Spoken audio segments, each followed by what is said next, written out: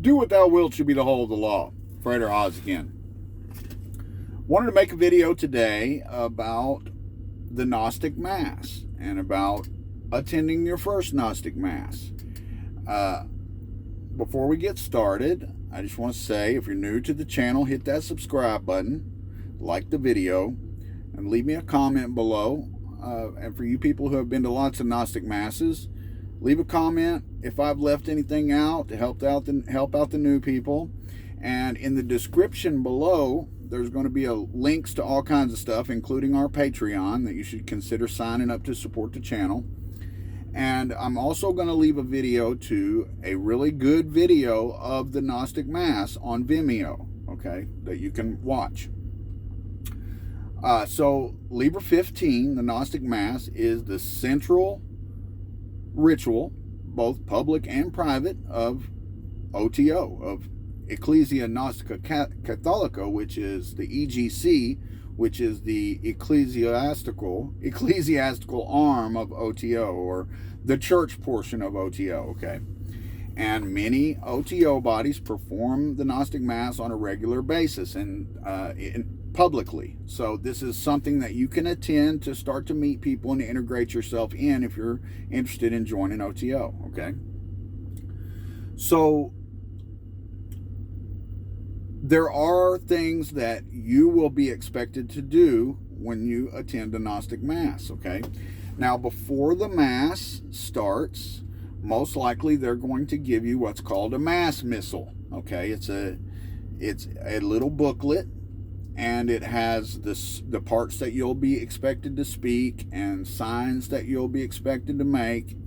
And it basically tells you everything, gives you all your little prompts and everything for when things are going to happen.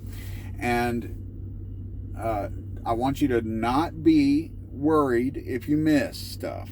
Or, you know, some deacons are not the best at letting you know when you need to look at the book and stuff. So it's completely normal for new people to miss parts that they're supposed to do. So don't be worried about it. Nobody's going to yell at you or anything. You know, just do the best you can, okay? So before the Mass, the deacon will come out and he will give a short little deacon rap, is what most people call it, the deacon rap. The deacon normally goes over all of the steps and signs and all that stuff with you, but at a certain point years ago, they wanted to make the deacon rap a little shorter. So some places may not be still showing you all of the steps and signs and stuff. I'm not exactly sure. Watch the video of the Gnostic Mass that I'm going to post down in the description, okay? Watch it. It's a really good performance of the Mass, and, you know, you should check it out. So another thing is that you will be expected to take the communion, okay? Unless you, okay, here's the rule, okay? Bodies are allowed to give you a one-time dispensation. Your first Gnostic Mass, a body is allowed to allow you not to take the communion. Some bodies, this is at the body's discretion. So some bodies, if you don't want to take the communion, they may let you do that the first time only. Some bodies may not. It's at their discretion. Okay, if you go to a baptismal Mass or a confirmational Mass, then the congregation does not take the communion. So if the body itself does not allow for the first time dispensation, and you want to do it first without being required to take the communion, then you might try to get in on one of those types of Masses, okay? What will you be expected to do? Okay, you're expected to know a couple of simple signs, okay? One is the hailing sign of the magician, right hand at an angle, left hand over your heart at a right angle also, these like this, and elbow at a right angle, okay? That's the hailing sign of a magician. You'll do that a few times during the Mass.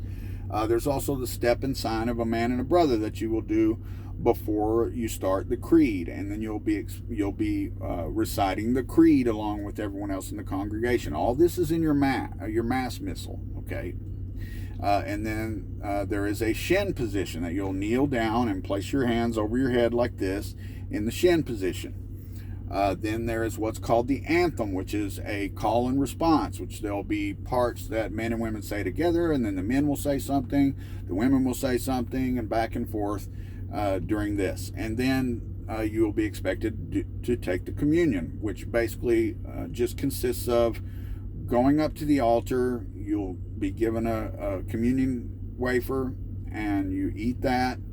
You consume a goblet, or however this particular body does it. You'll consume some wine, and then you'll turn around and cross your arms and say, "There is no part of me that is not of the gods."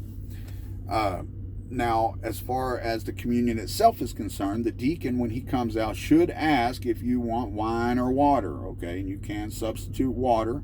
And if you are, vegan, or you have any dietary concerns, you can bring your own cake of light or your own communion wafer. It doesn't have to be a cake of light, okay? It needs to be individually wrapped. If you do that, it cannot touch the other cakes. So it needs to be wrapped, and you should give that to the deacon before the Mass and let them know, this is my communion cake, and I want water or whatever, to make sure that they take care of that for you in the Mass. That is the deacon's job, to make sure the Mass runs smoothly so that the priest and priestess do not have to worry about any of these concerns. This is the deacon's job. During the Mass, the deacon will tell you when to stand. He will tell you when to sit.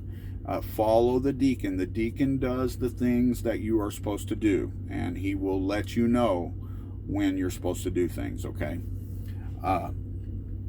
Other than that, there is typically, before the Mass, you'll all hang out, meet each other, talk, have a good time. And then a lot of times after the Mass will be the same thing. Sometimes there'll be food and wine and stuff after the Mass. You may ask, and you could probably bring a bottle of wine or something like that if that's what you like, or whatever. It depends on the policies of the body, okay?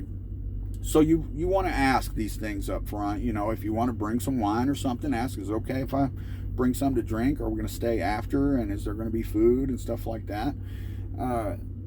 And overall, it's a fantastic experience. Another thing you should be aware of is that the priestess will most likely be nude on the altar when at a certain point the curtains are closed, and when the curtains open again, she will be nude.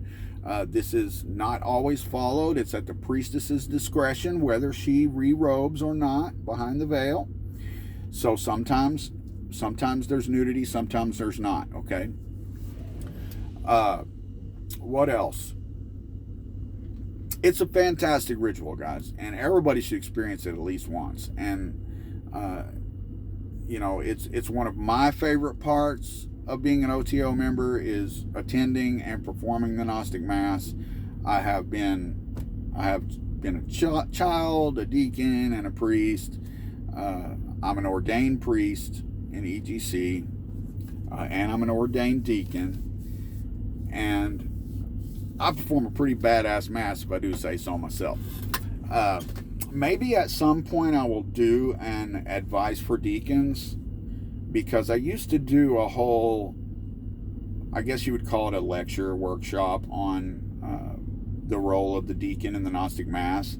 And so maybe at some point I will condense that into a video, because there are some things that take a lot of thinking and practice to work out, especially like the sitting and the standing. And there are some parts that are not clear in what we call the blocking of the video, the blocking of the Mass in the rubric. Like the words and everything are clear, but sometimes the directions of when to seat the people, when to stand the people, stuff like that are not exactly clear in the script of the Gnostic Mass. So I had a whole thing that I would do a workshop to teach deacons, the way I do it, and to talk about my rationalizations. And so maybe at some point I'll do that. But for now, I just wanted to come out here and tell you should attend a Gnostic Mass, let you know a little bit of what to expect. And there are varying degrees of performances of the Gnostic Mass on YouTube, but the one that I'm going to link in the description that is on Vimeo is a very good production of the Gnostic Mass. They took a lot of time and effort to make a really good Gnostic Mass video. So I would check that out if I were you. And that's pretty much it, guys. Hit that subscribe button, like the video. Let me know what you think. And for those of you who have been to lots of Gnostic Masses, if there's something I missed, leave it down in the comments. You know, whatever you can do to help out the people who have not attended a Gnostic Mass to, you know what to expect and help them out. So, yeah, hit that subscribe button, like the video, leave me a comment below, and consider joining the Patreon to support the channel or purchasing a t-shirt, which is down below the videos. Something I don't mention often is that the t-shirt ticker on YouTube underneath the videos, okay, it forces me to put a link. When I put the link, it forces it back to that ticker. Now, if you click through the ticker, there are much more designs that are what are showed on that ticker. Like when you click it under the video on Facebook, I mean on YouTube, it takes you and it shows you a few things, but if you figure it out and click through all the way to the actual store, there are many more designs and stuff for you to choose from. I've noticed that the sales that I've made in there lately have just been the 1 or 2 designs that you can navigate to right there from the ticker. So click through all the way to the store and look at the other designs, because some of the other designs are much better actually than the ones that you can see right there in that ticker. So yeah, I just wanted to point that out. But thanks for watching. Thanks for your support. And love is the law. Love under will.